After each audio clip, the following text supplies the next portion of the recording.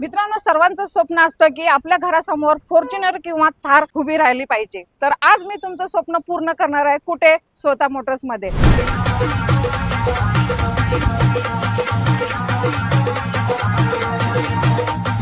कुटून अरे दीवानो मुझे पहचानो कहाँ से आया मैं हूँ कौन? अरे दीवानो. तानाजी सर, नमस्ते. नमस्कार मॅडम, नमस्कार मित्रांनो. श्वेता मोटर्स मध्ये आपलं स्वागत आहे. 3 थार घेऊन आलेलो आहे आणि 2 फॉर्च्युनर आहेत आपल्याकडे. 2022 मॉडेल आहे. डिझेल मध्ये गाडी आहे, ऑटोमॅटिक आहे, 4x4.